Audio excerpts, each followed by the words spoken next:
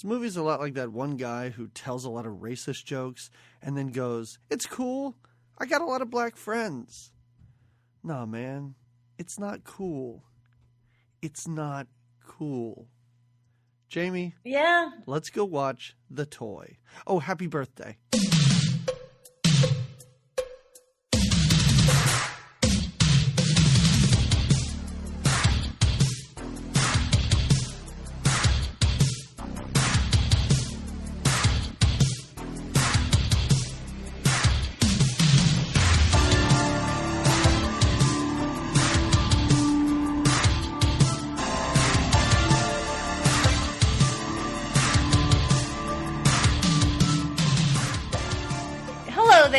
And welcome to another episode of Good Times, Great Movies. It is another time in your day or in your listening that you get to hear myself, Jamie Lorello, and my partner in 80s crime, Douglas McCambridge, DP, talk about a movie from the 1980s. It's what we do here. And it's not just any movie, Jamie. I mean, this is... Well, not this week. This is different. This is a special treat. This is your birthday present. It is. It is. This is it is a birthday present. It really is. And this is unless I'm mistaken, this is a pretty big birthday for you, right? This is the big 4-0, right? Yeah, those are the numbers you want to put to that. Yeah. Okay. Yeah. I was thinking, like, what should I get you for your birthday? But you know what? Having me watch this movie should be gift enough. It's all the gift I need. I tell you that. And listening to how I watched this in 5 to 6 installments. Which is good. Which is, you almost kind of took your own commercial breaks, I guess. In a sense. I think that's okay. I do sometimes wonder how that interferes with sort of processing of film or taking one in. I know it's really difficult to sometimes sit down and be like, oh, it's a 3-hour movie. I'll just watch this in one chunk. But I always feel like that's a good thing to do. You know what I mean? Oh, like, I always wonder, and especially with this, it's like an hour 35. Like, I should probably not have broken it up into as many pieces as I did. I don't know if that interfered with what I got out of this movie. With your overall enjoyment? Maybe it enhanced the enjoyment, Jamie. You don't know. I was going to We say, save our thoughts for the end. That's true. So I don't know. I don't know if you're a yayer or a nayer. But we do know that it's my birthday pick. So I think we know where I'm leaning. A total yay. Like 100%. You're like, and the Klan showed up and I was on board.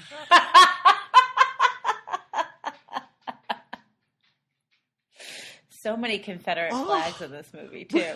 One in the toy store. Why do they have one hanging up in the toy store? I thought it looked to me as though it was a pool float, like a raft. You know, one of those rafts you put in your pool? Oh, like because I thought it looked like bumps, like, you know, the tubes that are blown up. Wait, you thought the flag was a raft? Or you thought I thought the flag was a raft. Now, first of all, that doesn't make it any better. It might make it worse.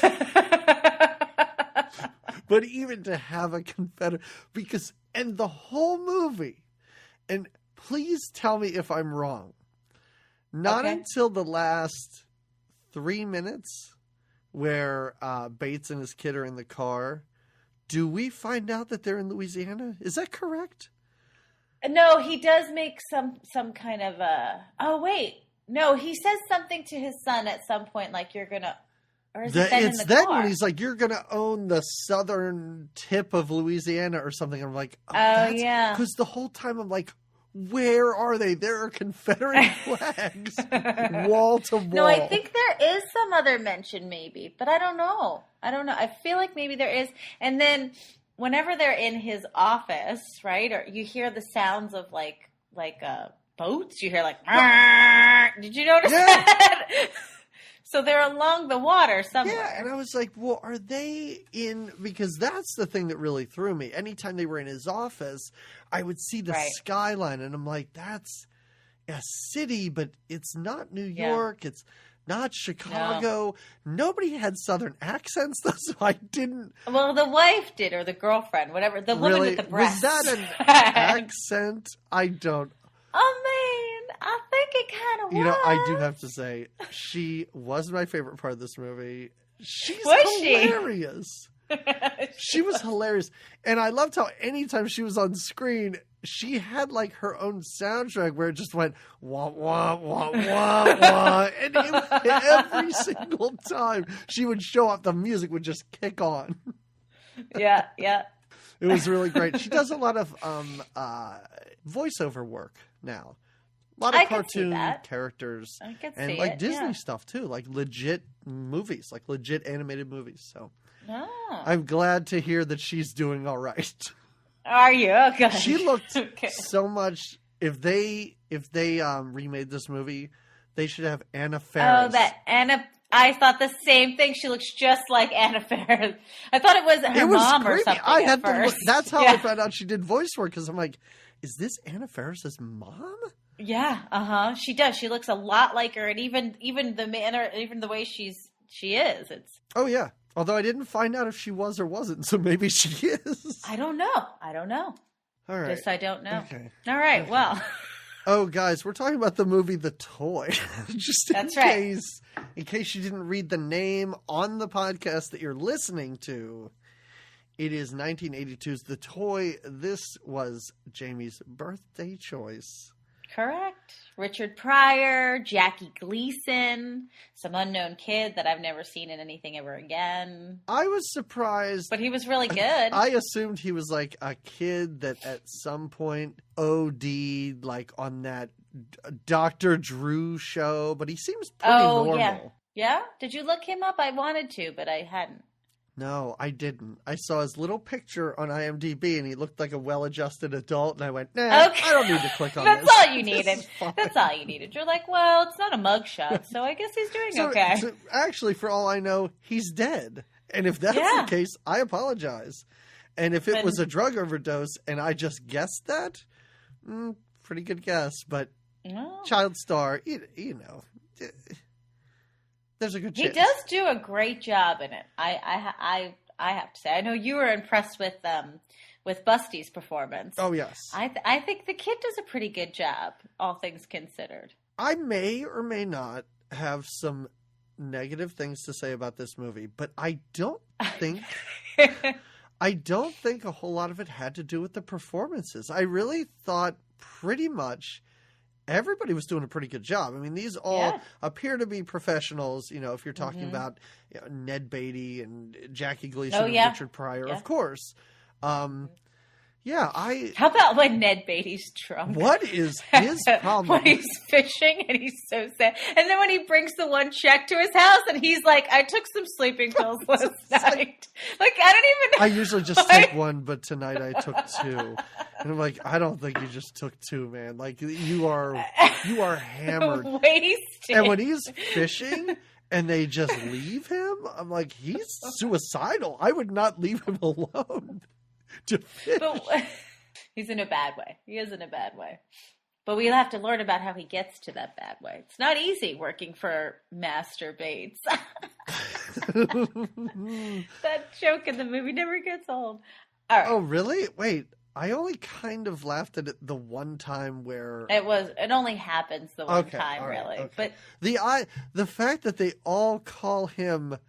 You ass is the weirdest part of this. I'm like, these are people that know him. She is his wife, and she thought his name was What about you when ass? he corrects him? It's not you ass. It's you ass. And she doesn't even like smile like, I knew that. I was just kidding. Like, she thought that was his name. Her character is... I mean, she plays a dumb blonde, but it is so over the top. Like how shocked she is when Richard Pryor's sitting on his lap and he's like, I love you, Daddy. And she's like, you kinky mother, or whatever she says. Like, really? Do you think these two are making out or something? Lady, come on. All right. So let's get into it, because these are all the best parts of the movie we're talking about. Yeah. So, So yeah, it's The Toy from '82. It's directed by Right. Richard Donner. I was surprised that anybody with a name directed this movie. Well, but you have to think of the two leads who are in it, though. You have Richard Pryor. Sure. I don't know when in his career this was. It's pretty early in his career, and then not very, but midway, right? I would think. I don't know. Richard Pryor? Yeah, this is pretty. I mean, this is late '70s, early '80s he's at the pinnacle of his career, to be honest. And then you've got Jackie Gleason, Yes. who's just been this kind of icon of comedy and variety and whatnot. I understand that, and that's sort of where I kind of, in a strange way, want... This film doesn't deserve a documentary, but I kind of totally want one. You want to know? I want to You know, wanna like, know. what order Was there did tension? this... Yeah, what order Yeah. did this happen? Like, was it written first? Then they got a director? Then they got the stars?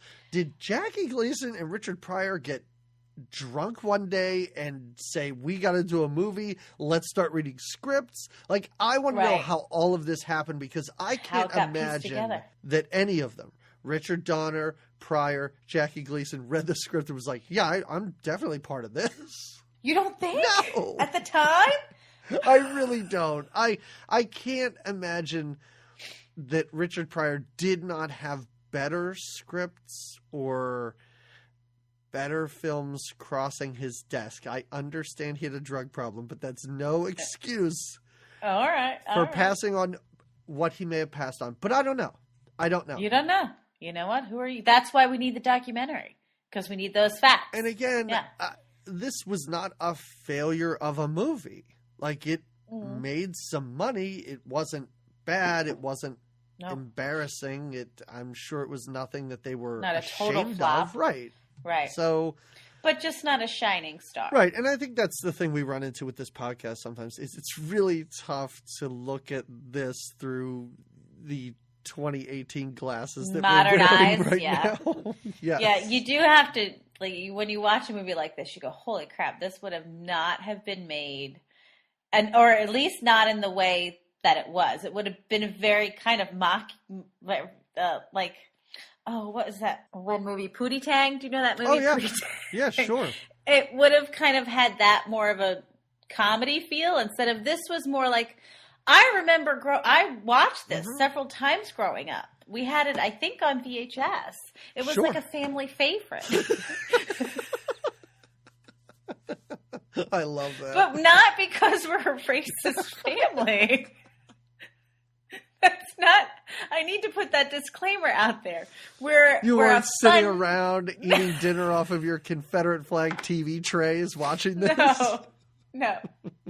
I did think it would be cool to have a really cool friend like Richard Pryor, but I Of course, because he's Richard Pryor. Yeah, I mean, and he was so fun in this, and so I wanted him to go through the entire movie in those Spider-Man PJs. when he's wearing them, oh. All And right, then he gets stuck outside. so All right.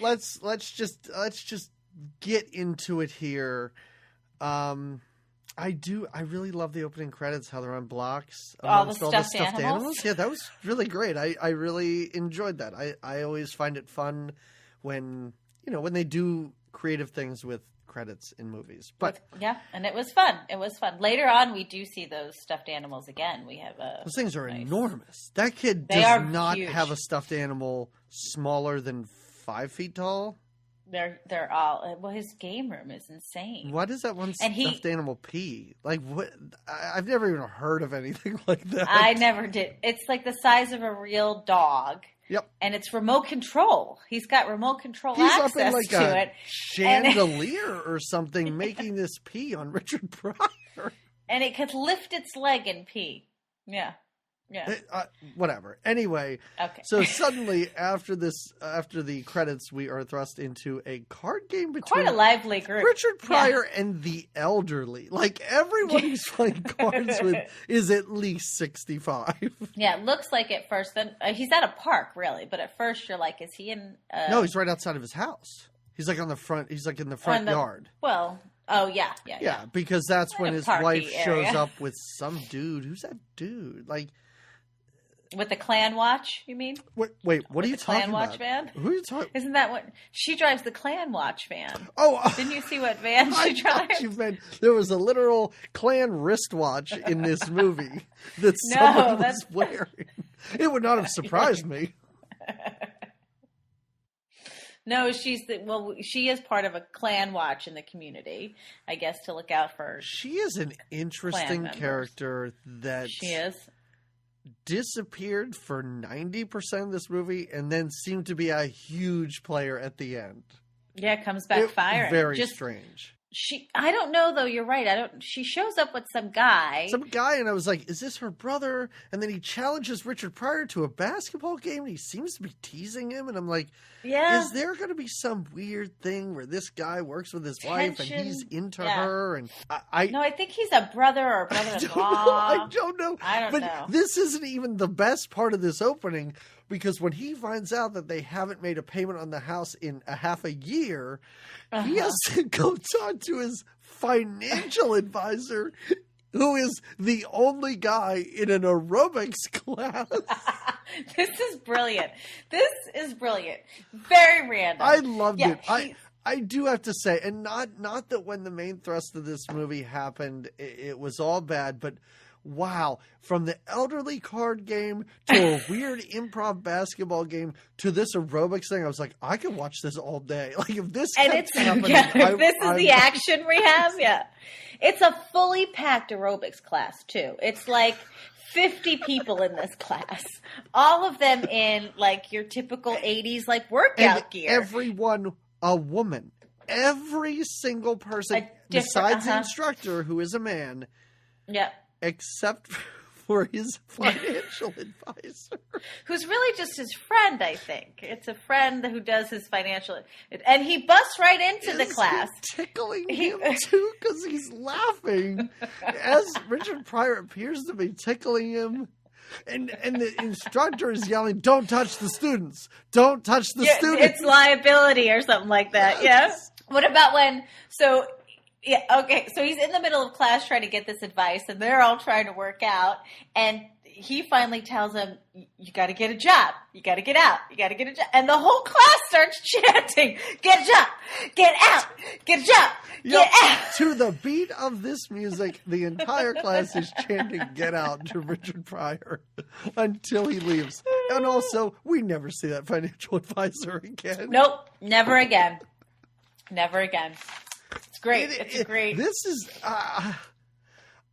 Well, then what about? Oh, go ahead. Jamie, Go ahead. first of all, I had a lot of preconceived notions about this movie. It took a long time for any of what I thought was going to happen to actually happen. And even then, this movie changes, like turns on a dime from time to time, where I'm like, are there scenes missing? Did I? Well, like all of a sudden, why you're is he so like, wait. angry at this kid? They were just taking a bath together. What happened? Well, and then why is the kid now we're writing newspapers and we're giving them out all across the town about what a bad guy. Hey, you want to make a newspaper? Bates No, is. that's a stupid idea. Hey, when are we going to make that newspaper you talked about? I was like, this all happened within 30 seconds. Well, and remember, they only have a week together, right? He's been bought for a week. Like half the time I'm like, this had to be more than a week. And the other half of the time I was like, how many hours has he been in this house? Has it even been Now a they're day? going fishing and what's happening? Oh my God. All right. So he goes to get a job at a car wash. And again, Richard Pryor riding around this rickety old bike with a big basket on the front was just fun to watch. And he's got a big adventure on but he rides up to this car wash for a job, which there's a line again. There's like 100 people online for this job. I don't know what kind of pay, if it's benefits for the car wash. I don't know what's happening, 401k. I can only imagine the guys running that car wash are like, holy shit, what are we going to do here? Do you see that line? We were literally going to hire the first guy in the door. Now we have to perform a job. We have to perform a legitimate interview now. I like how he said, what do you think we're all doing here? And he's like, I don't know, lined up for the bus. I'm like, that's too many people to fit on a bus.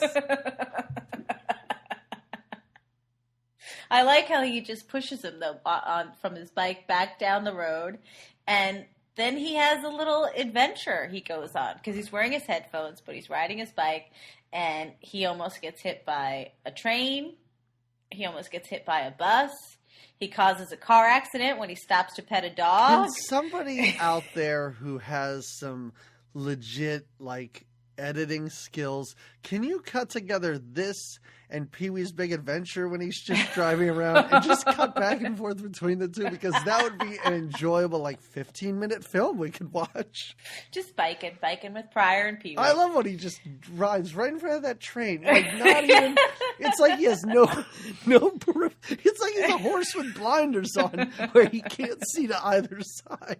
Yeah, he's got headphones on. Cars are beeping at him. He's going across train tracks, and the train is, like, right there. And he's just, like, jiving to whatever he's got going on his head. I love when he does stop to pet that dog, and it is the most comical car crash explosion sounds. Oh, man. All right. There's part of this that feels very... lots of this that feels very Three Stoogie slap. Anytime there was a sped up camera, I groaned. I was like, this is not But it working. worked for the time, like when he jumped up onto the door because of the firecrackers. Oh, and when he had to run from the piranhas. The water.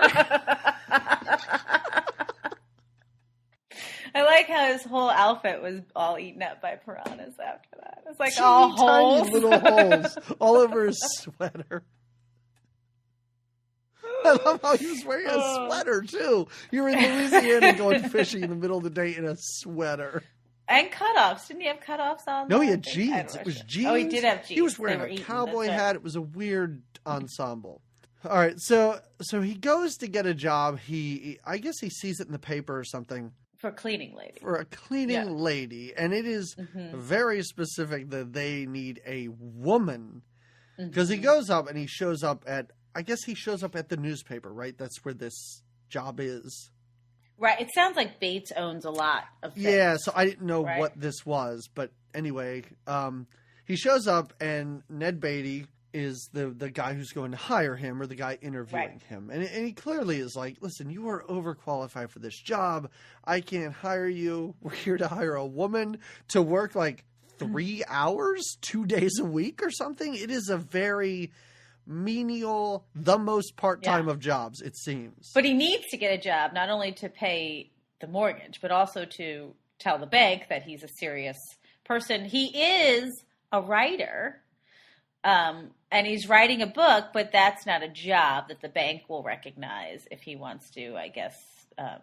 But he is a writer, a journalist of sorts. Yes. He says he's a writer because he's writing a book, but then he says he's a journalist. So I don't really know. But he kind of convinces / threatens Ned Beatty, talking about how his wife is very litigious. And Ned Beatty's like, does that mean she sues people? Right. Okay. So... Smash cut to... Oh, first of all, he walks into a kitchen and he meets all these maids, I guess. And they're all dressed in these maid get-ups. Yeah, the maid outfits. It's what you wear. He says, I am the new cleaning lady, which then I don't understand why he's serving dinner, but we'll get there. They seem to think it's hilarious that he is a cleaning lady, and the lady in charge is like, girls, get him a dress or get him an outfit or whatever she says. And it is Richard Pryor in a maid's dress walking into what looks like a boardroom, but it's dinner. I didn't know where they were, what was going on. It looks like they're up in his office because, again, you've got those windows and that view and the sound of the boats or whatever. Table's huge. Again, there's at least 30 people here. He's Richard Pryor so in the beginning of the movie when he's riding around on a bike and he's unemployed, he has a beard. He's told to shave the beard, but he keeps that thick mustache. So he's just, and I remember as a kid seeing this and loving to see this man in this waitress or this housekeeping outfit, I guess. It's very becoming on him, actually. Fantastic. Like, it looks great. Does? And Pulls it off. seems all that. Nobody really bats an eye. No. Nobody cares. No. He gets to serve several people, finally gets to Ned Beatty, and he's like, oh my God, what are you doing? Take that off. Change, what are you doing? And then the big boss shows up. This guy, U.S. Bates, shows up. He's a big boss. He's Jackie Gleason. Yeah. Is he wearing a toupee in this movie? Certain times I kept looking. I'm like, is that a rug? I don't know. I don't know. He's got a pretty decent head. I'm going to say yes. Okay. All right. So he goes to sit at the head of the table. The chair is very far from the table. Yeah. And instead of scooting his chair, and again, this look like boardroom chairs. You'd assume there's wheels on the bottom of these. Let's also say that when everyone is being served, they've got like goblets of soup and bowls of liquid, and even their salad has like giant jars of dressing next to it. And they all just start eating out of this, right? Everyone's just eating, and it's mostly bowls of liquid that they're eating. And that's even like something that looks like porridge, but I guess it's mashed potatoes. I'm not sure. And you're right, because that's what makes this great, because Bates grabs the table, this enormous table, which I can't imagine how heavy this thing is, and pulls it toward him, spilling stuff. Everybody's disheveled because, I don't know, 4 people aren't even at the table anymore. They're just standing there with bowls, sitting in their seats, looking around like, what the hell's happening? People are shifting, like trying to get over one another. Trying to find where that's my fork. That's my salad. That's my what? The waitstaff is helping them. Well, the waitstaff isn't really helping them. No, the waitstaff is kind of watching. Richard Pryor jumps in there and is trying to juggle, like, is this your salad? Is this your... And then he goes, I'll fix it. And so he pulls the table back so that everyone is where they're supposed to be seated. And Bates is having none of it. Oh, he's upset. It's pretty great because he looks up and, again, doesn't visibly seem concerned that there's a man in a dress there. With a mustache, No, he points to him. Ned thinks it's him at first, and and he makes him come over. And when there's a bunch of times when Richard Pryor gets nervous in this movie, and he does this like, it's pretty hilarious. So he walks over there kind of nervously, right, to see kind of what's up. And this is when why does he spill? Why does he even try to put anything on his plate? Because he spills something on his... He keeps spilling things. Yeah, he's just a disheveled mess, and he spills stuff. He's all... And I do like how Bates tells him to shave that mustache off. And then he goes, and after you shave, you're fired. Yes, I did like that line. It was pretty good. After this, I don't understand if they gave him a different job, or is this still part of the cleaning lady's duty to now work at this department store, I guess cleaning up after hours? That's where he seems testing out equipment? What is the job of this person? I think he's supposed to be cleaning, I think. And I'm confused too, because I thought he was just fired completely. But somehow, I guess hours later, maybe this is the evening after, he manages to pick up another shift within the Bates. Again, Bates is a pretty big deal, and so he must also own a department store or a toy store. And my thought originally was that, like, Ned Beatty was like, listen, you know what, he'll forget about this, whatever, we won't put you in a dress anymore, you won't have to serve food, don't worry about it, you're not fired, I'll just put you somewhere else. But later on, Ned Beatty is so broken down because he had to fire a man that I really didn't understand what. I guess they just gave him a new job, because these cannot be the same job. He's a cleaning lady who has to serve dinner. It doesn't make any sense at all. No. All right, but it was a big dinner, though. Listen, it was a big dinner. Maybe we're not supposed to read this much into this movie. What is the description of the job?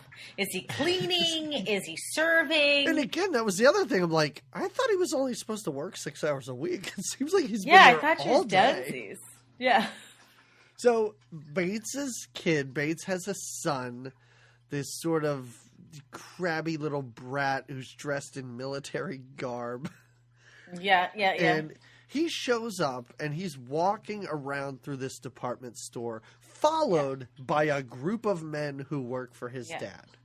Yeah. Headed up by, again, Ned Beatty's in this movie probably more than anyone else but Richard Pryor. Yeah. So Richard Pryor's like, he's playing football with mannequins. Mm-hmm. He's having a good old time in there. He goes into the toy department. He finds a big hamster wheel type thing. Yeah, like an inflatable, the Wonder Wheel. It's a huge inflatable hamster wheel. I have to say, Say it. when Richard Pryor is left to his own devices, I was so fun. I was not into it. You were not? This Wonder Wheel thing was annoying. Are you I serious? really did not like it. I really enjoyed him a little more when he was kind of reined in, when he was interacting with other people. I enjoyed that. But when it's just, let's roll, do your thing, Pryor, I really was not into it. You didn't enjoy Wonder Wheel? Yeah, I didn't even when he's sitting around talking to those big stuffed animals, I was like, I don't need any more of this. It went too far. Yeah. It went too far for you. And I normally like Richard Pryor. Like, I really like his stand-up, and I don't know a whole lot of films that he was in, but I was surprised as to how much I did not enjoy that part of this movie. Yeah. Yeah. I loved it. But this doesn't matter because Bates' kid is eating this up. Jamie, I understand why you identified with this child. Yeah. He loves Richard Pryor as much as you do. Yeah, it's true. Eric is just he's like, that's what I want. I want him. I do like, so he does announce to this, they're kind of watching Richard Pryor in his little show that it is very weird because it's like the kids watching Richard Pryor and the men in suits are kind of like hanging back, like sort of hiding, like watching this child, like you would watch an ape in the wild or something. Like we shouldn't scare him. They are a little. Yeah, like everyone's they're I think afraid a little for scared him of to them. know that they're there, but they have to be there. Right. He decides that he wants that man. It's great. And they're like, "What do you want? The Wonder Wheel? Yeah, pack him up the Wonder Wheel. What does he need?" He says, "No, I want the man. I want the black man." The conversation and I like that their these guys debate. have is great. Yeah, I like their debate about it. They're like, "No, you can't. Well, why not? Because you can't buy a person. He's a person. Yeah. Well, why not? Because it's against the law. But doesn't my daddy make the laws? Because it's against the law. I like it. It takes them a minute. They go because it is against the law. The best part about the against the law line is the guy goes, "It's against the law," and then he looks at another guy and goes, "Isn't it?" Mm-hmm. Like they're not even sure that you can't own people. They're like, maybe you can. Can you? I don't know. We're not sure. We live in Louisiana. We don't know. It is really great. Yeah, it's very fun. And of course, Ned Beatty and this other guy, I don't know, some other nameless suit, they approach Richard Pryor with this proposition to basically entertain this kid. Yeah. I mean, it's kind of, he seems very upset that this would be... It offends him. It's offensive. But I don't quite understand. I mean, we very quickly see why it's offensive. Like, we really do.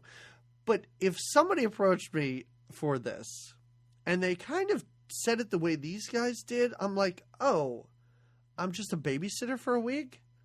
I could do that. Like, he seems like, I'm not. No, I can't do this. And they just keep piling money into his hand. Oh, yeah. As he kind of comes around to the idea. Right. The more money they put in his hand, the more. And then this feels light. This is really light. And they keep adding more. They're doing this, mind you. Well, maybe. I don't know. I'm really, you know what? I'm kind of considering it now. Yeah, I'm thinking it over a little more. I think I can. While they're making this arrangement is when behind him is the float / Confederate flag, which I think is so... It's weird. Weird in the department store. There is one later on at the Bates home, I think, which kind of made more sense, again, just as a Southern thing. It's in his home office. It's just like you'd have any sort of flag behind your desk. Right. And the Confederate watches that they were all wearing, like, come on. Confederate watch. The Klan watch. Klan watch, that's it. So they introduced Jack. By the way, Jack is Richard Pryor's name. When he Yes. is when he goes in to be a cleaning lady, he's Jackie Brown, but he is Jack Brown. And when Jack goes to meet Eric, they call him Master Bates. They introduce him as Master Bates, And it is funny because Richard Pryor does kind of bust out. Oh laughing. yeah, exactly. Like, Pretty good, Master Bates. He's supposed to be 9, right? Is that how old Oh, I don't Eric know. is, or 7? I don't know. He's between the ages of 7 and 9. He can't be any older than Let's that. call You him agree? 8. Okay. That's good. That's good. You know, Look at that you. falls somewhat between 7 and 9. Let's do it. Let's commit to that 8 Look at thing. you. Yeah. I think you're the thinker of the Yeah, two. you know, that's math I can do. No, yeah. I like it. We get a Yeah. very quick scene. Every now and then we get a scene that Eric and his father Bates, they just aren't connecting. You know, his father's like, Yeah. "Hey, you know what? We could go to Six Flags. Well, not me and you, but somebody else could take you." Yeah, And- exactly. Somebody will take you. Well, it's clear. So Eric must live. Well, no, he must be at a boarding school. I think is the deal. It's a military Maybe. school, yeah. Military school, Yeah. and he's That's only that's there why for. he's dressed like that. He's I don't just think like a little that's like militant. a fashion choice. He's rich. I don't know. Yeah, you're right. Maybe As a kid, I honestly didn't know. I was like, that must be what rich kids wear. His dad's wearing like Hugh Hefner at one point, and he's got like a and he this has robe like a ship's captain's hat at the end of this, and I'm like, yeah, he really is. Like Hugh Hefner wears stuff like that, or did. He's dead now, but yeah. There aren't too many people to keep track of in this house. I would assume that it requires a huge staff of people, but not really. There's the wait staff who we already met, who he worked with. There is the butler. I love the constantly drinking butler. He's really great. Who just mumbles to himself. Even later on when they interview him for the newspaper article, he's like, oh, it's 1978. And he always serves everyone a drink, but he's got his own martini on his and tray. that kid, when the butler is just rambling on and on out in the driveway, that kid is cracking up. Like, that kid is loving this old man, this dotty old man who doesn't seem to know what's going on. But he's really great. And we find out later that Bates won him in a pool game. What? His previous, I guess, employer bet him in a pool game, put him up, and then Bates won him. So that's how he's there. And then there's this weird German nanny, tutor. She makes him eat. Weird. She is a... She draws baths for him, and then she comes on to Richard Pryor. Oh, In these random moments. There were some too. missed opportunities. One big missed opportunity in this film, and I can't imagine that nobody thought of this, is when they're interviewing everybody for this newspaper. That is the perfect time to have even more crazy sexual advances. Like when he's trying to interview her, but they never interviewed her. Like that would have been a great scene that I... Oh, yeah, they didn't. Because every time, like, when she's crawling all over him on the bed, and then the kid comes and she kicks him out, and she's like, how dare you? I can't believe you. You're gross. What about when when she draws the bath for Eric, and she's like, I'll draw a bath for you, too. Yeah, later Jackie. comes to my room, and he's like, oh, yeah, I'll see you in your room later. Yeah, he's like, I'll see you in... he says something like 50 years or something. She's like, that is too long! He is literally delivered to this child as a gift, like wrapped up. Like the kid jokingly does say something like, wrap him up. Wrap him up! Yeah. And they do. Yeah, they wrap this man Yep. up with packing peanuts and a bow. Yep. And everybody's shocked because does Bates come in? I think Bates comes in at this time, right? Along with the German woman? Well, the package has arrived, and he runs to go open it, but he hasn't finished his dinner or finished his greens or something. So the German runs after him, and he's so excited. He's, get me a hammer. I got to open it. And Richard Pryor talks from inside the box and is like, help me, get me out of here. And the German lady screams, and then Bates comes in because he's like, what's going on here? And they don't let Jackie out of the box right away. They talk to him. He's like, who are you? It's really weird. Yeah, it takes a while, and I get it because nobody else in this household knows what's happening. Right. Nobody knows why there's a man in a box in this boy's room. And now it is explained. He saw him in the store. He wanted him.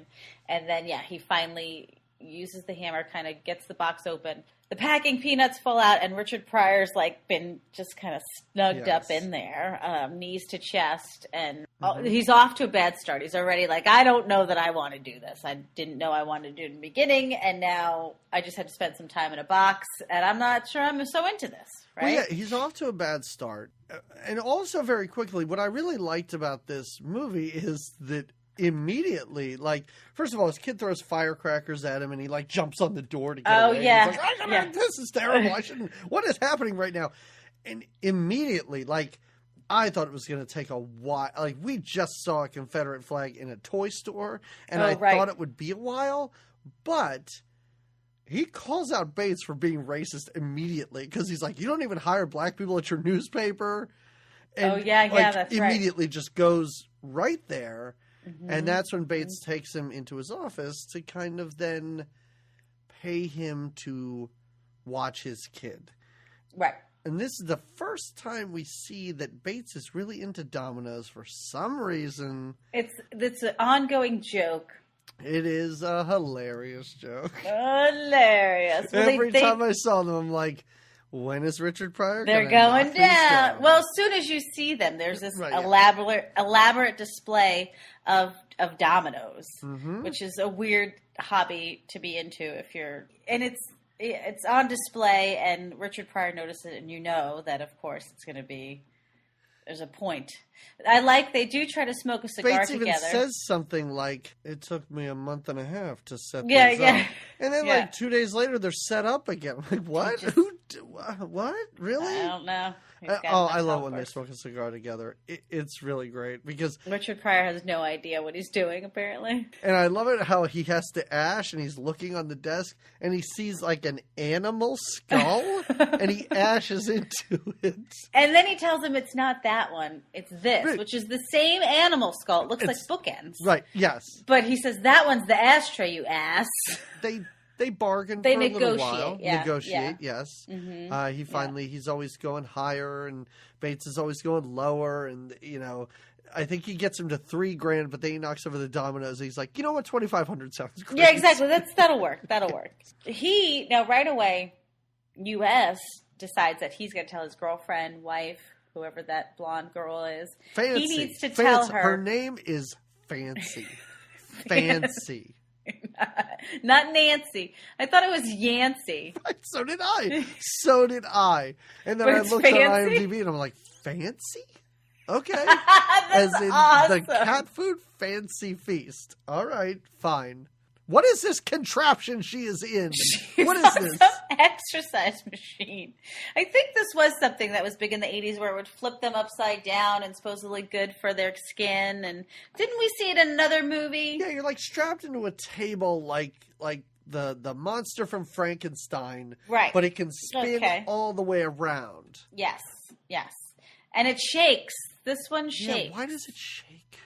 I think it just shakes so we can see her boobies. Okay, yeah, I think it's for that effect. Because her boobs are always hanging out. Yeah. Oh my God. I'm surprised we don't ever see nipple, except maybe she doesn't have any. Or maybe they're very tiny. But through most of this movie, she seems to be dressed like a genie. She's got everything is see-through, except she's kind of wearing a bikini, but it's a full outfit. I know. It's but really then it's strange. all open in the chest area. It's all open. Right. It's really crazy. Well, so she's on this crazy machine, and he wants her to not get scared when she sees a black man at the house. So she wants him to know that he's bought this black man for his child to play with. And she was like, "Oh, is that what we're calling it nowadays?" or something like that. She makes some kind of. Oh, she says, "I didn't even know we sold them." Oh, yeah. What is... I did not think she could possibly be this stupid, but she is start to finish. She's pretty dumb. In the meantime... And again, as she leaves this scene, wah, wah, wah, wah, oh, yeah, wah, she shakes wah, her... Wah. That's right. My God. She shakes her tush out. Right. She's all, see you later. Mm-hmm. Jack calls his wife right away, I guess, to tell him, without even trying to start work, to tell her, you know, I got the job, and you'll never guess how much money they're paying me. And the whole time he's on the phone, Eric is running around him going, come on, play with me. What are you doing? Get off the phone. Get off the phone. Come on, play with me. What are you doing? Get off the phone. Get off the phone. And I'm watching this kid chase him around, and he grabs the phone from him, and he's pulling on it. So all he has is the receiver and the cord. And I'm like, can't that kid just push down the little? Yeah, and just hang up. He never does, though. He lets him finish the call. Lets him finish the call before they get in a car and drive around the house and go down the steps and everything. Yes. And I love it. They go down the steps. The butler's there. They run into a cart full of food, and the butler's like, yep. Oh, that was your dinner, Jack. And he's like, that's my dinner? And the kid's like, give him a ticket. Go, here. Yo, yeah, that becomes a game. He puts a little hat on, and he's like, give the butler a ticket. And he has to walk over. And this is where in my notes I wrote, is that butler constantly drinking? the butler's constantly half lit. Oh, throughout this movie, it's just martini after martini. This and guy doesn't is he downing. try? Is this when it is martini after martini he downs? Is this when? So Pryor looks at him and is like, "This kid's kind of a shit," and he's like, "Yeah, I know." The butler's like, "Well, where should we put?" And so it's this game, and he's got to give a ticket to the butler, but Richard Pryor is so mad, and he got so freaked out when they took the car down the stairs. He's not that kind of a daredevil, even though he rides a bike with headphones and misses near-death experiences. He's angry, so I think after his little side comments with the drunken butler, he scoops Eric up and decides he's going to put him in jail. And he's like, do you know where the jail is? And the butler shows him to like a hall closet. Like it's just a closet. Yeah. And he puts this kid in, and the kid panicked. Like, it is sheer panic and terror in this. Well, I don't think anything's ever done anything to the kid that he didn't, you know. No, of course. The thing I kept thinking is, I think that butler was probably the one who this kid had to play with before Richard. Yes, I know. I think he even makes mention of that. Like, this butler, and even when he's looking for costumes, I think he's like, "Well, I have one that used to fit whatever the butler's name is, Barney, I think, or Blarney." Costumes, because he even says like, "I ordered this for the butler." I'm like, "You're ordering costumes for the butler?" Because they were buddies. They were buddies. Oh my god. Yeah, but with all of Eric's screaming hysterics. US is alerted and kind of comes storming in like, what's going on? Where's Eric? And grabs Eric out of the closet. And this is the first time of many times where this movie teases you that it's going to turn into a movie where these two are best friends, but it quickly goes the opposite direction. They have a love-hate. Because Richard Pryor sees that this kid just doesn't have a friend, and they talk about that the whole movie. It's like, you don't have friends, you don't have friends, you don't have friends, you don't know what friends are, you can't buy your friends, blah, blah, blah, blah, blah. But the whole thing is he does not have a father. And this is when Richard Pryor sees that, like, because the kid's like, we were just playing. It wasn't his fault. Like, the kid could have ratted him out and gotten him fired or something like that, but he didn't. Right. So he sees that this kid is good. And again, this happens several times. But after Richard Pryor fights with a robot and gets punched in the crotch, oh yeah, the kid becomes a shit again. And they play air hockey or ghetto hockey, as Richard Pryor calls it. They play air hockey, and I think the deal is like every time Eric scores a point, he has to stay another year. He has to come back the next year. A year. But I was like, kid, you're not going to want this guy around when in 6 years. Like if you, I don't know how many points they were going to play to, but listen, how far down the road are 8-year-olds thinking? He doesn't. True, know. You're right. He just wants a friend, Jamie. When he wants him around. And the kid tricks him. The kid scores 2 goals very quickly because Richard Pryor is not paying attention. Right. And of course, once Richard Pryor scores a goal, the kid's like, I quit. I don't want to do this anymore. Meh. And then it's bath time. Oh, it's stubby time, all right. It's time for your bath. I can't really do a good German. No, that's pretty accurate, actually. That's kind of on point with this woman. Eric, it's time for your bath. And he does have an amazing little, it's kind of a captain's boat themed bathroom. He has 3 mirrors above 3 sinks. That's wonderful. And she loads that tubby up with bubbles. It is ready. That tub is half bubbles. And she even says, "You are too big to bathe with another naked man." She does tell him that. Because he's like, "I want to take a bath with Jack." And of course, then Richard Pryor's like, "You can't bathe with a naked man." And he jumps in with his clothes on. The kids, they are having a ball. It's a good time.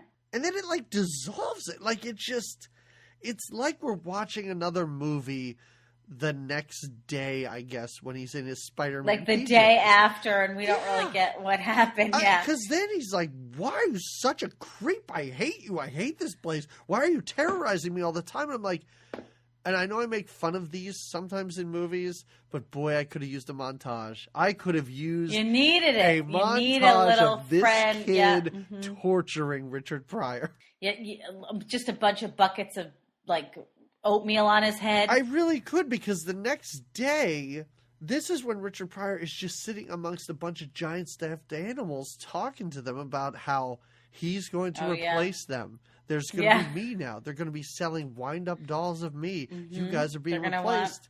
And a remote-controlled dog pisses all over him. Yeah, that's so weird. So weird. Yeah, they somehow, as he's watching the speech go down, Eric can remote control the dog to piss on him. Weird.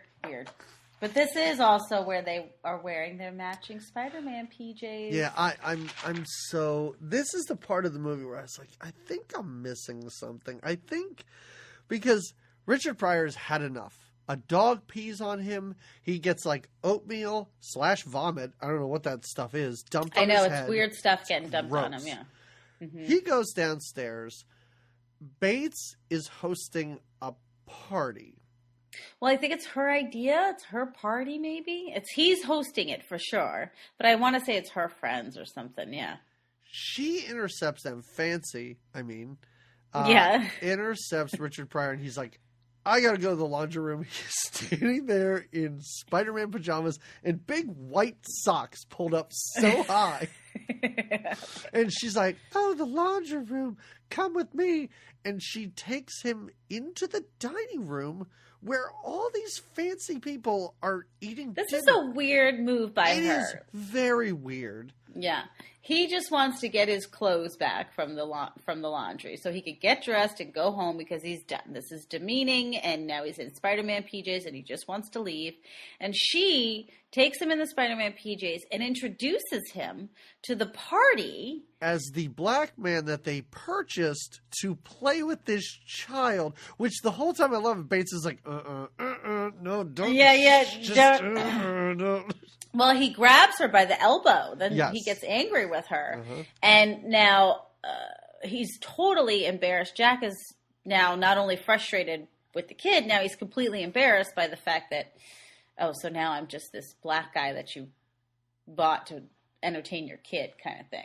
But he knows that that's the deal. Like, that's Well, but I guess being announced in it in your Spider-Man PJs is... Because that's the weird thing, is that the kid's like, "You embarrassed him. I can't believe you embarrassed him." Yeah. Well, you dumped oatmeal on his face and made a dog pee on him. Yeah. I don't think it's just Fancy's fault. She's stupid. She's an idiot. We know that. It's not just Fancy's fault. Can't just blame it all on Fancy. She don't know no better. Oh, but the kid kind of makes amends with him for a second, right? And says, "I'll help you. I know you just want to leave, so don't go out the front door. There's too many people. They'll all see you in your pajamas. You should go out the side door." And as Richard Pryor's leaving, he kisses the kid on the head. He's like, "Thanks. See, I knew you were a good kid. Thank you." Why he trusts him, I don't know. Because as soon as he's out the door, an alarm goes off. Yeah. So now and there's a bunch of people on the front lawn anyway. There's a bunch of, I think he's trying to be wrangled by a bunch of limo drivers. Like, these guys should be limo drivers. They're like, "Get him! Let's get him!" I'm like, it's a guy because he's obviously dangerous. He's in Spider-Man PJs and socks. I really thought the cops were going to show up. Like, I thought that's where this was going. Like, Well, the they would alarm think is he's breaking loud. into the house. Like, I thought that was what was. Hey, that happens later, kind of, but it doesn't. Oh yeah, happen but at this that's for point. the newspaper plays. Yeah, it doesn't happen here. And then Eric is having so much fun, so the alarm's going off. Bates blames it on short wires or circuit problems in the home. Right. And then Eric decides to also, and they're just trying to enjoy their dinner party. Yeah. and Amongst Eric just blaring sirens. They're like, well, it's fine. It'll go off eventually. I love how he's like, we'll just wait this out. It'll be fine. I'm like, I'm there's sure it's probably just a short probably a circuit somewhere. keypad that your butler can just You press. push in, and so it's not so blaring. It is. It's like a Yeah. fire drill alarm going off. Then Eric decides to also put on the sprinklers that are in the dining room. So now it's like pouring rain and all over. Again, they're just eating bowls of soup and bowls and cups of things. U.S. lights a cigarette. I like how you're looking in at the me rain. like, people don't eat stuff out of bowls and cups, right? Well, That's weird. It's all they eat. I know, It's the I know. only thing they eat. I love at the end of this movie when they're apparently serving a punch bowl full of mud to people. What is that? What is that that guy falls into? I was like, that's just mud. Again, maybe in the budget they were like, whatever, food can just be white blobs or brown blobs or liquid. That's all we need for food. We don't need to get fancy with carrots and chicken and steaks and shit. So he goes back home now. Mr. Brown is Right. back home, and he's just kind of over it. And now this is when Ned comes Ned back. Beatty shows back up. Like, Richard Pryor's trying to sort of make time with his lady. You know, he hasn't been home in at least a day and a half, I guess. Yeah, I think it's been I think it's been maybe a total of 37 hours. In one day, he showed up for that job at the car wash. He got a job as a cleaning lady. He waited tables. He then worked at the store. He was bought by this kid. Did they drive the car down this? Like, is this all one day? Because I kind of get why you would want out the next day. It's a lot. But Ned Beatty shows up with an envelope full of $10,000. Oh, it's a check. And it's not even full of the money. right, and even Richard Pryor's wife is like, 10 grand. We can buy this house. This is exactly. The thing. This is just do it. It's a week. And Ned Beatty's great. And he's all tipsy, and Richard Pryor invites him in as they're walking away. I love this line when Richard Pryor goes, "Me and my wife, we're about to make love. You can join in." He's so excited. $10,000? He's like, if you want to join for $10,000, come on. We never find out if he does. Maybe that's part of the depression that he's in, why he's so sad later on when we see him. He does return, but again, he still has a very short fuse, even with this substantial raise. Well, he gets like soggy cereal / vomit / oatmeal dumped on him immediately. Like, he has just returned. It's part of this kid's running gag, though. You should half expect it at this point. Yeah, it's the second time in about 12 hours that this has happened to him. But he does get meals, right? He gets meals. He gets meals. He's excited about his little breakfast. Oh, such a big fancy tray. Oh, yeah. Everything's got It's like being at a hotel. Oh, my God, yeah. Lovely. It's like room service. So he gets it rolled into him. I think he says to the butler, like, have you seen the little shit today or the little brat today? Yep. And he's like, oh, no, it's 1964. Yeah, he's all drunk and slurring his words. You never know what this guy's saying throughout this movie. But P.S., Eric is under the cart. Yep. And as Richard is so excited to get ready to dig into his breakfast and like, life is good. I'm $10,000 richer and I get this sweet breakfast. The kid pulls the tablecloth out. The food spills everywhere. And Richard freaks out. He grabs the kid and goes to spank him over his knee. Yeah. What is that? This was a weird, upsetting scene. And he's like, don't spank me. Don't spank me. Please don't spank me, Jack. And it didn't help that they're like sitting inside of a giant catcher's mitt. A giant baseball glove. And he's going to spank this kid. And this kid is, again, like he was throwing in the closet, like he is losing his mind that he might get spanked. I know. But like doesn't Richard wanna- Pryor's like, I'm not gonna hit you. I wasn't gonna hit you. Yeah, kid." he Like, I wasn't realizes gonna like do that. I can't do this, but we are Yeah. going to have a heart to heart, and this is when they have the heart to heart. It is a about weird. it. Every time he and this kid have a heart to heart, it is weird too because they're having a heart to heart. The kid's like, "Hey, you want to go see my train set? Come on, let's go." He's like, "What? Were you even listening to me? Yeah, Like, yeah. That's not.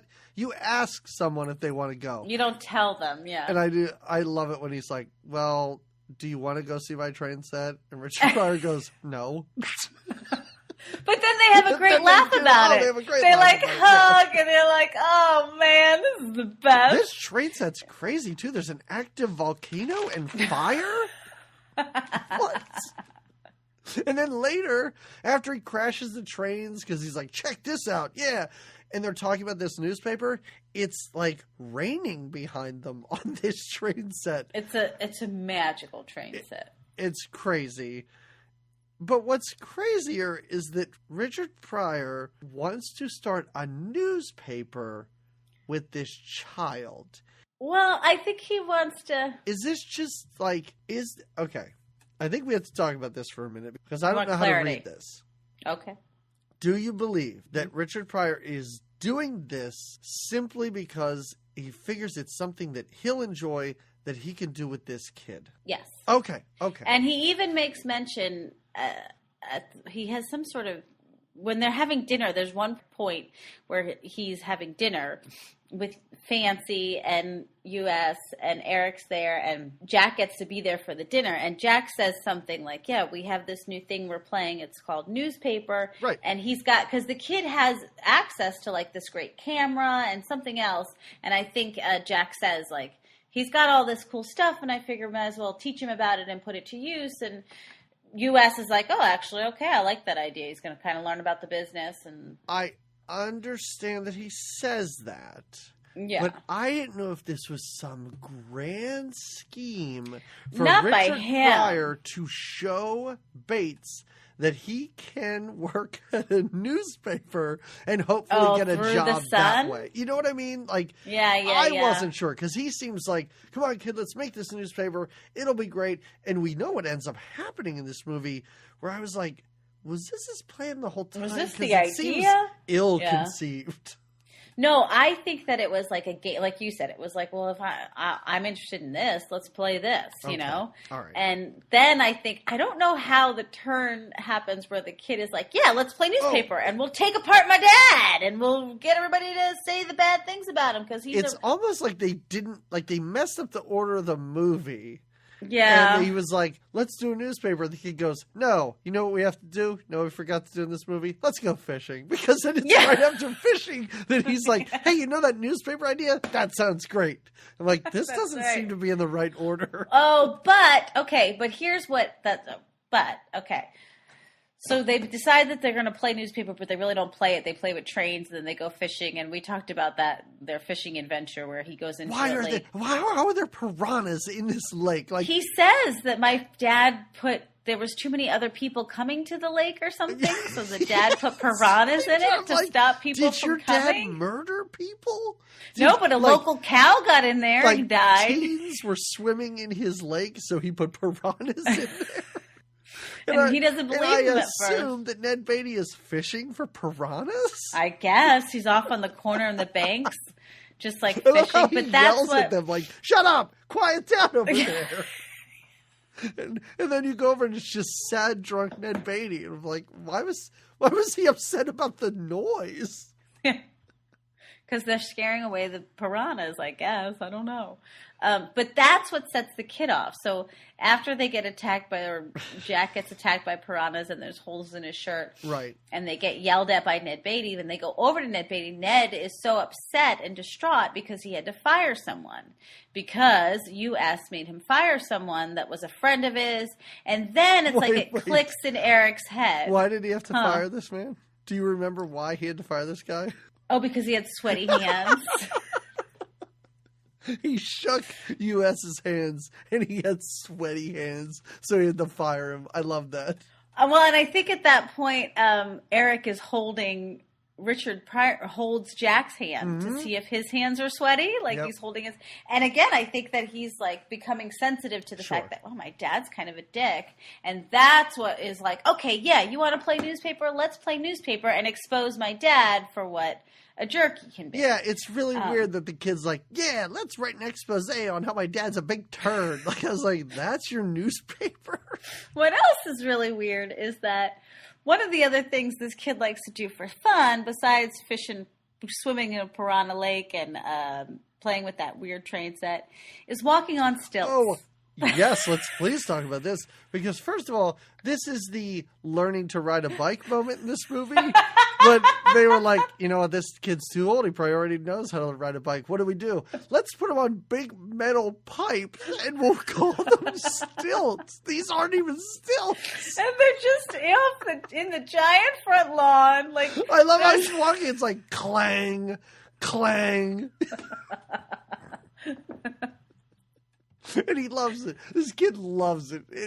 And it's a weird thing, too, because I'm like, did I miss a stilt scene earlier where he talked about how he didn't know how to walk on stilts? What does this have to do with playing the newspaper game? Or even, like, the kids get this room full of amazing, expensive toys, and they're walking outside on stilts. It's, again, only a scene so that we can watch Bates watch his child bond with this kid, but that does not change anything in him. You know, it's like one of those scenes where you would assume that in any other movie, Bates would like start to be like, oh, I should really spend more time with my kid. Like, that's the next scene. It should be cut to he and Fancy, and he's like, you know what, I should really take some more time. No, it doesn't cut to that. He never learns his lesson through this movie. I am still convinced at the end that he is a terrible, terrible person and father.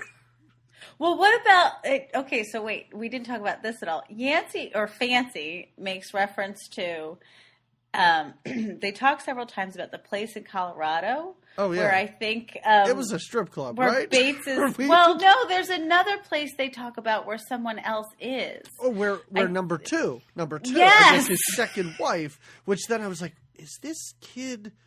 Is that his mom that they're talking about in a loony bin in Colorado? Yeah. Or is he like the kid of the first wife? I really wanted to know where this kid's mother was throughout this film, because apparently through the entire year, he spends 1 week with his dad. Yeah, just the one. Yeah. Yeah. And the mom, I think if the mom is number two, yes, she's in a loony bin, which Fancy makes reference going like, maybe I'm going to get sent to Colorado soon, too. I don't know. She says something about it, too. Oh, she has a wonderful story about how they met. Well, that's when they decide to. Oh, wait a minute. We have to talk about this. Do we have to talk about when they're talking about sex on a hilltop by a monument? It appears to be near a monument, because I was like, they walk up this hill and there's a cannon and a plaque on a rock, and I'm like, are we gonna learn history about, again, at this point I'm like, wherever they are? Right. But they sit on a cannon and talk about sex. And Richard Pryor is joking through this kid has to tell Richard Pryor to shut up and take things seriously. Yeah, it's true. Well, this is why I wanted to clarify his age, because he is 8, right? Yeah. It's a little young. It's a little young. Well, he asks him, I think as Eric says, you have a girlfriend, do you mate a lot? Yeah. And do you go to bed naked? I love how Richard Pryor's like, mate, what are you talking about? And the child has to say, you go to bed naked. And finally Richard Pryor understands what he's saying. Oh, this is, by the way, isn't Richard Pryor in his workout outfit in this scene? These shorts? Is where he's got the short shorts and the kind of croppy top. Okay, yeah. By the way, again, great legs.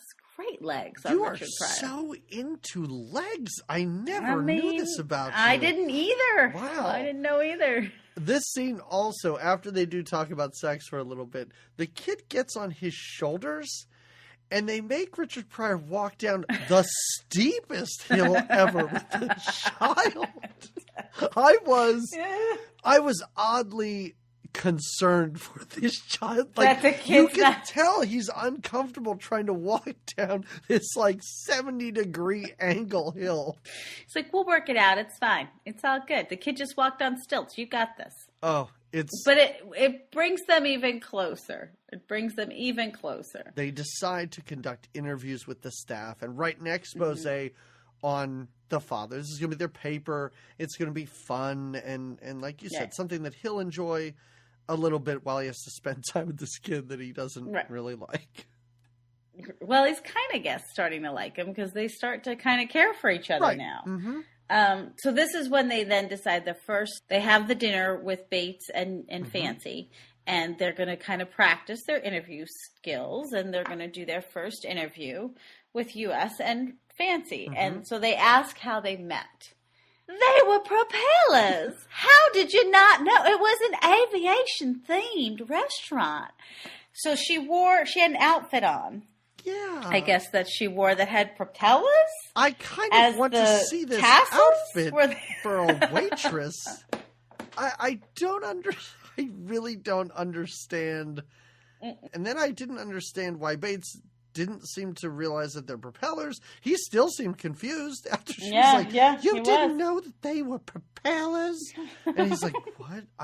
Propellers? And also, why does she have a southern accent? She's from Colorado. The only person in this movie with a southern accent is from Colorado.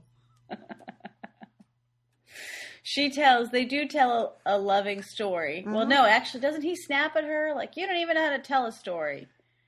Because she tries to tell the story. Yeah, but it's totally after she tells the story. Because it's not like he jumps in and really tells the story. Like she... No. Or maybe I forgot his version because it wasn't as great as hers. Yeah, no. Well, basically, it's that they met, and he basically whisked her away and then gave her literally the new boobs. Well... the new hair. Yeah, well, whisked her away. What I loved about the story is... And Bates did kind of take the story away from her, because when he tells the story, he really does say, there was this bar, and right next to it there was a motel, and he looks at Richard Pryor So then after this dinner, for whatever reason, they sneak into Bates' office to take pictures. Oh, yeah, yeah. And the kid tells Richard Pryor to turn on the lights, and he's sitting at Bates' desk, which also behind the desk has a giant portrait of Fancy, lounging, just laying across a chaise lounge or something. And the kid's like, oh, hit that button on the desk. And when he does it, somehow in this painting, the clothes are removed. The same music that follows Fancy comes on, too. And the kid's taking pictures of Richard Pryor sitting at his dad's desk with a naked picture of his wife behind it. It's pretty funny. And then Richard finally turns and looks at it, and he's like, your dad, I think he says, your dad is weird. Yeah, he really does. Yes. I don't know why they take the pictures in the office, but they do. Then they go on to, I guess they go to the kitchen lady's home. Rita, the one, lead. What is happening in this scene? Why are these kids stuffing envelopes? They're helping Rita. Rita is she's the head housekeeper, I guess. Okay, right? Sure. And you know what? I'll bet they're stuffing envelopes. Invitations to the party at the end of the movie. Oh, look at you. Come on, people. You should have told us something. Why should I have to figure this out hours after I saw it? I don't know. I was so engaged. I'm like, what? Are these all her children? That's a lot of kids. They're at a picnic table for some reason. Yeah, oh, they're putting things in envelopes. What's the busyness? What's happening here? It's wonderful because this is when we find out that Bates won the Butler in a pool game. Yeah. That's really all they do. Those are the only two people we really see them interview after it's the only two we after see, that fun dinner. And the kid, so they make their paper, and it's this big paste up and everything like that, which is fun. And the kid's like, "Hey, we should print this for real." Yeah. My dad owns a printing press. We should go there and print it up, and we can distribute it. And the Bates kid gets is crazy on board with this. No, not Bates, but Jack, Richard Pryor? yeah, Jack's like, yeah. Jack's like, that sounds like a Well, great idea. My he thought is, goes- this is a great way to not get your 10 grand. Yeah, man. exactly. You're going to ruin, and it's not just that they're going to print out one paper to be like, oh, look, we made a paper. This is our little memento of our week together. No, they're printing out like thousands of When copies. they are distributing these, I was so concerned for Richard Pryor. And I was more concerned for him than his character seemed to be. Yeah, his character was just like, well, this is it. This is Yeah. the truth. It needs to go out there. When, you know. How about so when they're breaking into this paper? I like it because Richard Pryor's like trying to break in. He's got like a crowbar, and Yeah. he's like, "Hey, have you ever done this before? Have you ever committed a crime or something?" Yeah. And the kid finally is like, "Oh, I have the key here," which is Yeah. funny. And we see a guy walk by in what looks like a "Make America Great Again" red hat. And he eventually is the one that calls the cops Yeah. that they're breaking into this newspaper. Well, they definitely look a little shifty, shady, and they lean against the door and they're like, hi, sir, hi, good evening, sir, hello, good evening. And the guy is obviously alerted to this suspicious activity. And yeah, with the cops, they do come, they do arrest. so Right? confused. He gets so arrested. confused by this. Yes. He's But- arrested and thrown in jail? But the kid, Yes. Is Please there explain this to too? me. and the kid has brought his fireworks with him, right? Sure, because why not? And he uses them to free. Like Somehow. he sets them off, and the police. I love how he just sneaks over and turns off the lights of the entire police station. And It's who is gonna the work. man? Who is the man that helps The him man escape? that What is that? with them. Who is that guy? I think he was maybe sharing the cell. What the hell? Jack? It I don't looked like- know. Like I expected him to take off his hat and his glasses and like a fake mustache and a trench coat. It is a person we never see again. And the cell doors just open. He just walks out. They just come out. They're just they get out. That's what, It is. that's how easy crazy. it is. Mm-hmm. I mean, even if it was Pryor being like, you know what we need? We need a scene where the cops come down on me because I'm black. Okay, I get it. That should have been when you left the house and the alarms were going off. Like, Nah, too soon. too soon. Too soon to bring in the local police force. Yeah. They print out this newspaper, which is Yeah. just like, it's like a tabloid. It's just basically a front, a back, and a spread inside. But they distribute these, thousands of them, we find out, all around the local Throughout area. the city. Mm-hmm. They just giving them to people that Bates works with and everything. Yeah. Like they're standing outside of his buildings, handing these out. They go through all of them.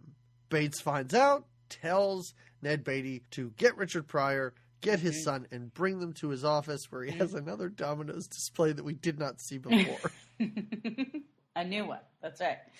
He gets a helicopter to retrieve them while they're having a picnic by the lake, if you Right, remember. yes. And Yeah. the guys in the helicopter are like, you too. And they're just pointing at each other like, us? Yes, you too. So he is angry. He is upset. Ah, man. But then he offers Jack a job. Boy, is Right? this a weird part of this movie. First of all, he makes Ned Beatty pull down his pants in the office just to show, I guess, how he's the boss. Yeah.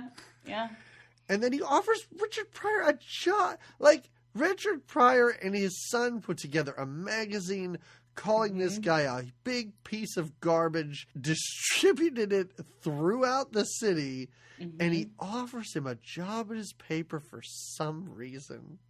I think it's only so that in the next scene, Eric can call him a sellout, basically. Oh, yeah. Well, then they have another deep discussion. Yeah. Again, near some sort of building. They walk. It's just like a brick wall. Yeah. I don't know. They have a fight about how Eric or Jack has sold out. Oh, I love how Eric's like, on Monday, that'll be you working there with your pants down. And That's he's right. He's right. He's for an 8-year-old, he's really very precocious, I guess. I do like in the previous scene, after Ned Beatty has to pull his pants down, then he pulls him back up, and Richard Pryor is offered the job, and he leaves. He just puts his hand on Ned Beatty's shoulder like, it's okay. Don't worry about it. Like, he looks so defeated. Last time we saw him, he was crying, drinking, fishing for piranha, and now he has to pull his pants down in front of this guy's kid. He just does it. He does it. So, what he's got to do. As if that scene was not weird enough, somebody wrote a climax to this movie that makes no sense whatsoever. There's some kind of political party, but they don't want everybody to know it's a political party, and they can't believe the Democrats are there, but the Democrats are there. They introduce somebody as, this is a fellow Klans member, Clancy. Did you hear that? Yes, exactly. So a senator is visiting Bates for some reason. It appears the senator, his very old wife, and his very, very young girlfriend. Richard Pryor's wife in her Klan. Oh yeah, she mobile? shows up too. What'd you call it? Klan. A Klan? Oh, her Klan watch mobile. Yeah, the Klan van. The Klan watch, yeah. The Klan van. That makes it sound like a van that the KKK drive around in. So she shows up to protest. Yes. Whatever party, it is. I guess. She seems to understand that there's Klan members there. There's a senator there. Richard Pryor comes out, and it seems weird that she didn't expect to see him there. Like, I don't know where she thinks he is. This is where he works. Duh, yeah. But he tells her, listen, go, leave. And we see them later on the other side of the lake. Like, I guess they just drive around to the other side of the lake and hang out. They don't really leave. Yeah. No, but he's like, I got this. I got a plan. What is going on? There is no build up to the climax of this movie. We never hear about a senator's visit. We never see he and this kid like making a plan, like they're Macaulay Culkin waiting for bad guys to show up. This all comes out of nowhere. But I want to tell you my theory. All right. What's your theory? And then you tell me if it seems way too serious and wrong, or if you were reading this differently. So the senator shows up. And he says to Bates, hey, I appreciate you having me here. This is great. You know, a big guy like you and me, a Democrat, you know, it's nice that we can get together. Mm-hmm. Bates is also having these KKK Klansmen there. Clanny and his clan. Right. Clanny and his clan. And he wants to get a photo of the head Klan leader shaking the hand of this senator.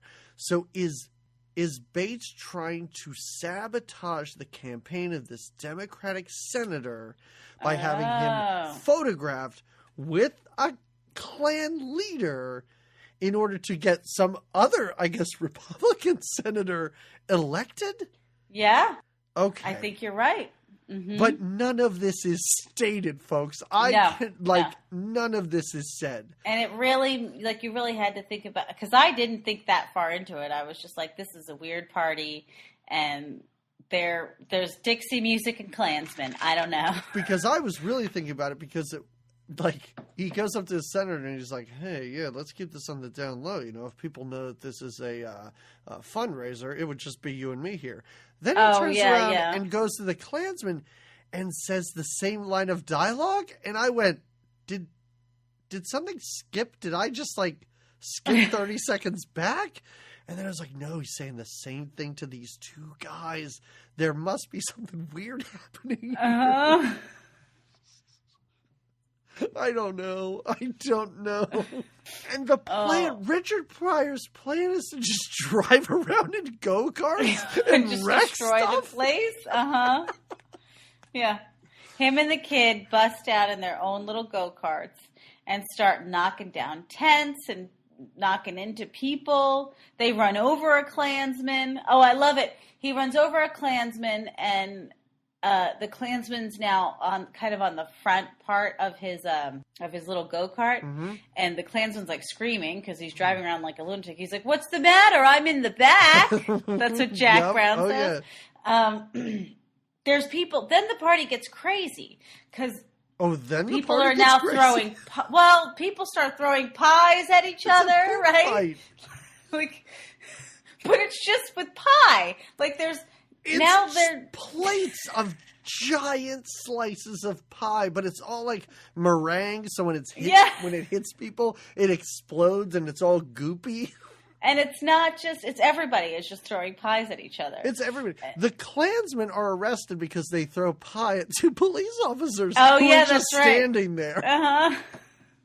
The one guy, doesn't he fall into like the black, the mud, whatever that stuff is? The mud soup. And then he's weird because he's kind of in blackface for a minute, which is weird. He's in blackface and it is great because Richard Pryor like notices it and he's like, "You look like Al Jolson." He's laughing hysterically.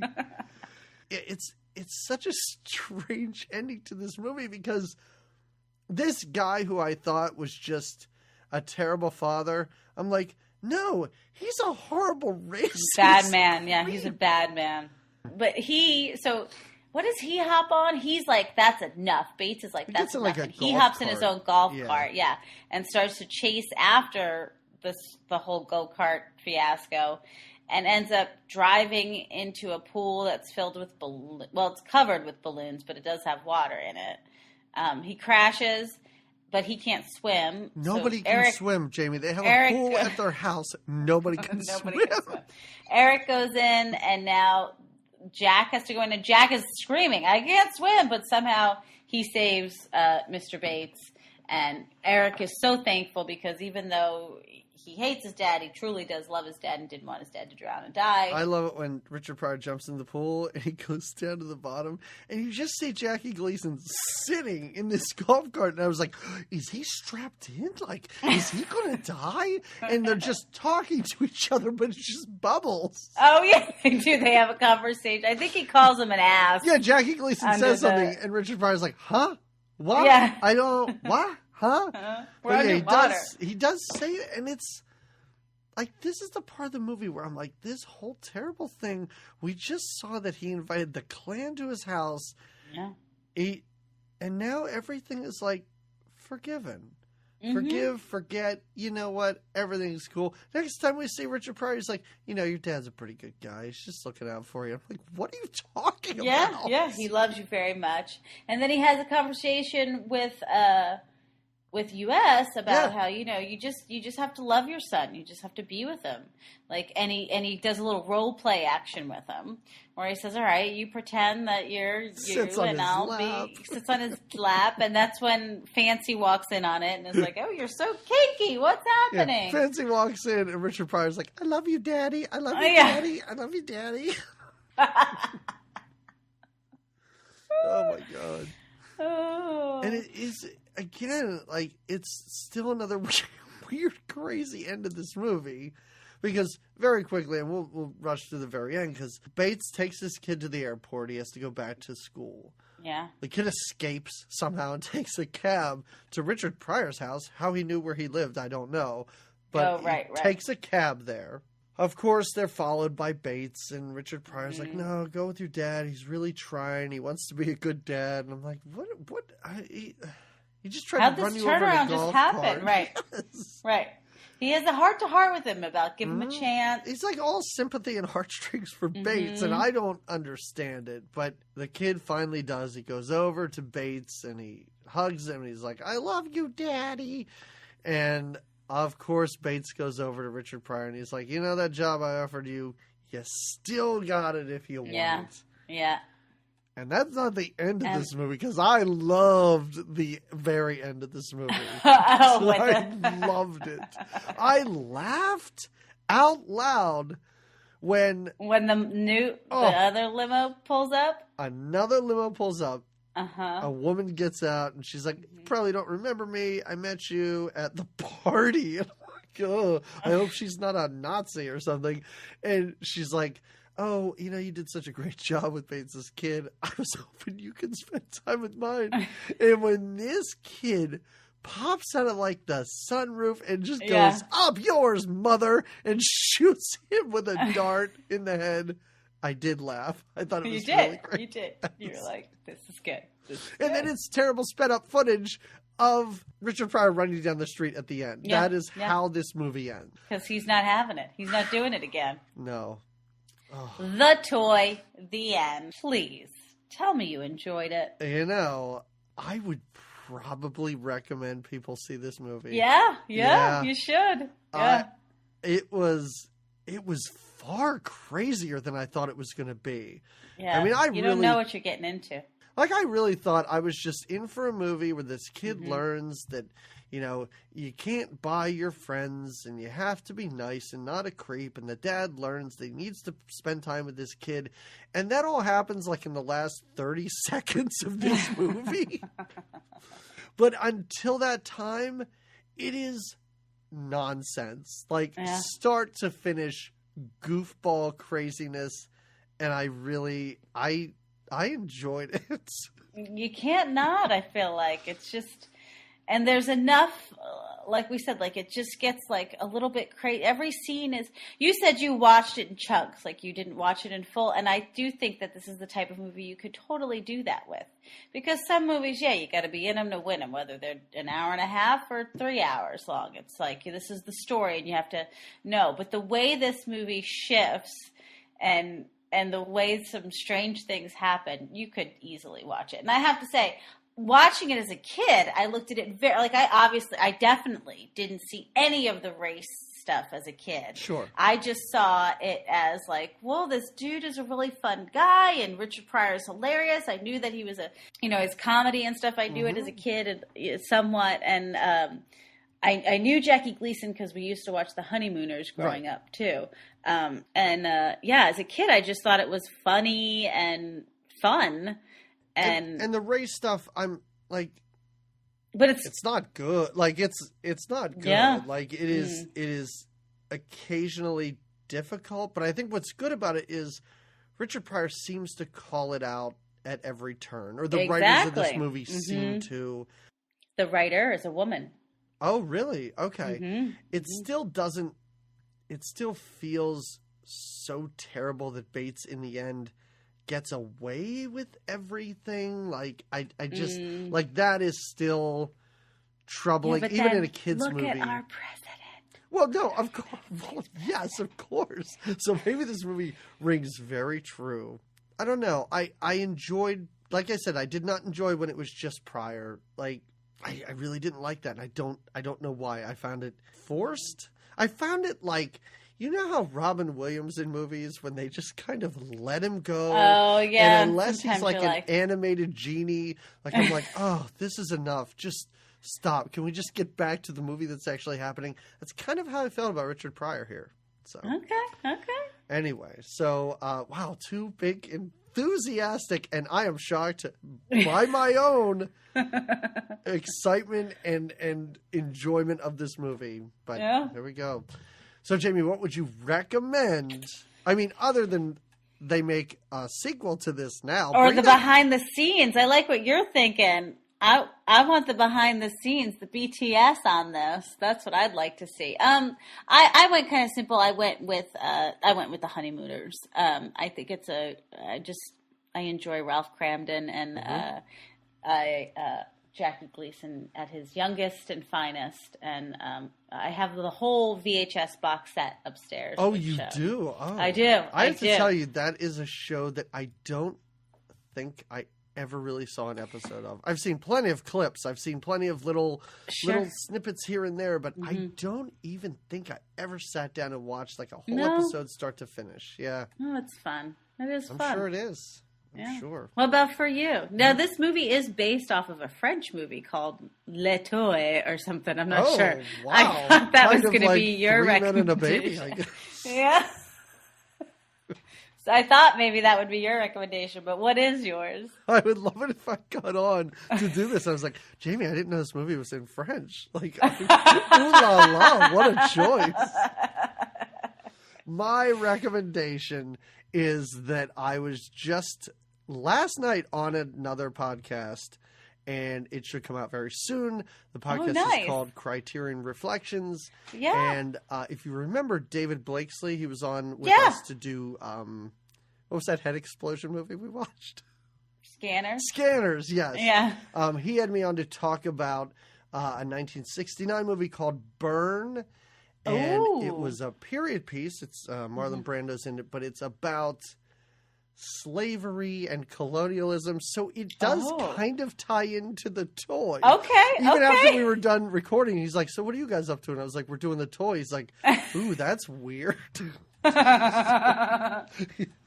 So it takes on many of the same themes as the toy. Excellent. But just it is sad and it's tough to watch. But it was an enjoyable conversation. So check that out. Cool. Very cool. Yeah. So Jamie, let's wrap this. I mean, we're at like an hour 45 about the toy. So in 2 weeks, it is the day our podcast comes out. It is National Pizza Day, Jamie. Pizza. So we're going to talk about a movie that I had never seen, and I always thought it was just about like a magical pizzeria. It's called Mystic Pizza. Have you ever seen it? Of course. Oh, you have? Oh, okay. Of course. I had no idea. I had not known if you had seen it or it's one that I don't know why. It's I don't know. What is it? Julia Roberts' breakthrough? It is. Performance? It is. Okay. All right. It's pretty great. Okay. All right. Well, don't spoil it. I'm pretty excited about it. Are it's you almost really? It's like a perfect birthday month for me. Wow. With this as my birthday choice and then Mystic Pizza coming in next. I hear there is a very young Matt Damon in it. Oh, yes. So That's that right. should be interesting. I like how I hear that. People have been talking to me about this movie. Word out It's on the called street. Mystic Pizza. All right, everybody. We will see you in 2 weeks. Whatever. That's right. Find us on Facebook, Twitter, at GTGMcast. A few weeks ago, let's say you're listening to this episode in 2022. You probably heard us say something about how we did a Handshake 5. Guess what? Oh, that's right. not on our feed anymore, dudes. Go to our Patreon page if you want to listen to that. It is $1. $1. You don't even have to do the $5 to get the other episodes. You don't. But why not do it? Do it. Anyway, patreon.com/goodtimesgreatmovies. That's it. We will see you in 2 weeks. Watch Mystic Pizza. Ciao. So you done the things you thought you wanted to do, but they never fill that space inside of you. What you need is someone who will understand. Oh, can't you see I'm holding out my hand? Oh, I just wanna be your friend. Just wanna be your friend. No, sometimes I'm lost and lonely too. Oh, I just wanna be your friend. Just wanna be your friend. I've been searching for a friend like you. So it's hard to be the one you like to be. There are times when you just need some company. When that situation's getting out of hand. Propellers. I told my students that it's a joke I always like to make about math and stuff, and I was telling them, for some reason today, I was like, and that's 10 plus 8, which is, hold on, I can do this. And I'm like, 10, and then you add 5, I can do that. That jumps up to 15. All you have is 3 more, 16, 17, 8. Some of them laugh because they get it. Others kind of looked at me like I was an idiot. They may have dropped the class later. Is our professor mentally handicapped? Right. I'm like, hold on, let me get some paper, guys. I'll get this in a minute.